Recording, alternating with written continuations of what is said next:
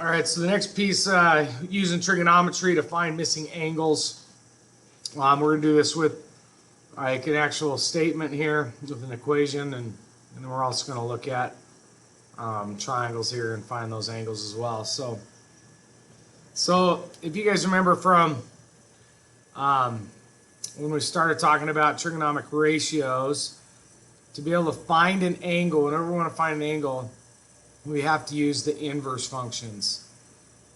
So we have to use like the sine -1, the cosine -1, and the tangent -1. That's the only way to be able to find these angles. So if I look at this first one here, what I really want to know is what tangent of what angle will give me this ratio of the sides, the opposite and the adjacent side, which is 0.4 or 6494. So I'm wanting to know what is y, and y is an angle. Remember, tangent is just a function. So here's how we do this. We really just look at this and say, okay, well, I need to get y by itself. The only way to do that is use the inverse, and that cancels that out, and I'm left with y. But what I do to one side, I have to do to the other. So the inverse tangent of 0.6494. And once I've done that, and this should look familiar because, again, we're using those inverse functions to find our angles at that point in time. So this would give me y is equal to 32.999. 999, something like that. So, and that would be my degree measurement. That's the angle measurement. I don't have the triangle on here, but that's what that would be. So again, just use those inverses to do that. So here I've got sine, so that I'm going to use inverse sine to get rid of that. So it'll be c is equal to the inverse sine of 0.2756. Again, we're not dividing, we're just doing the inverse to be able to undo our function that we have here. So I get 15.99 on this one. So this would be equal to 15.998, I believe is what you actually get when you round it. And again, that's a degree measurement. Okay? So that's nice if they give you those statements. If we have an actual figure and I'm asked, hey, what's this angle measurement? So I'm trying to find this angle measurement with these two sides. I have to identify what trig function I use first. Just like when we were finding the side, I gotta identify that. And then I've got to substitute.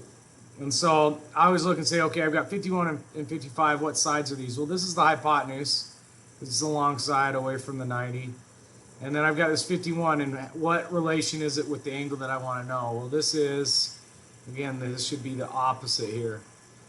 And so I say, okay, what function deals with opposite and hypotenuse? Again, a quick reminder, again, sine of an angle is equal to opposite over hypotenuse. Cosine of an angle is equal to the adjacent over the hypotenuse. And then the tangent of an angle is equal to the opposite over the adjacent. So opposite and hypotenuse uses sine. So if I go to substitute, this would be sine of whatever the question mark is equal to 51 over 55. And now I've got something that looks like this. It's just I have a fraction instead of a decimal, which it doesn't matter. It's the same thing. So I've got this. I want to get this question mark alone. Again, the way to do that would be use the inverse sine. Cancels both those out. And so my question mark is going to be equal to the inverse sine of 51 divided by 55. Or you can divide those and see what that ratio is. It actually does not matter either way, as long as you type it in correctly. So this would be, my question mark would be equal to 68.01 degrees. So that angle is 61.01 there. Okay? So identify your trig function, then by identifying your sides, and then substitute, and then to solve. Again, when you're finding an angle, you're going to use these inverse functions. Let's do these last two, just if you want to follow along here. So here's my angle. My hypotenuse is over here, which I don't have anything with.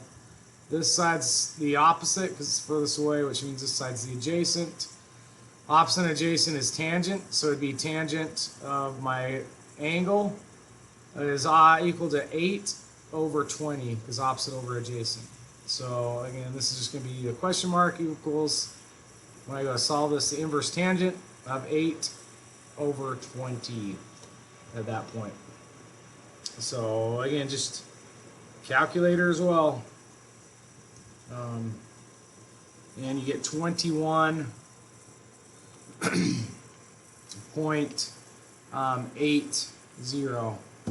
I guess if you want to pause and see if you can get this one right here, but we're going to do this, and you want to, anyway, either way. So again, there's my angle. This is the hypotenuse. That's great. And this is the adjacent now because my opposite's over here.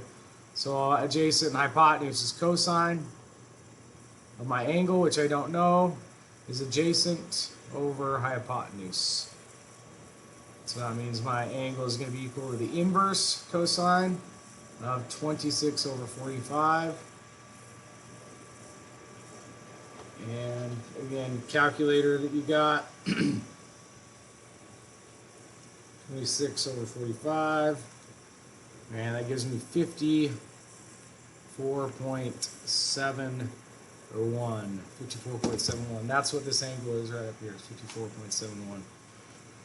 So, okay, that's how you find angles. This has been your Math Moment with Money. Adios.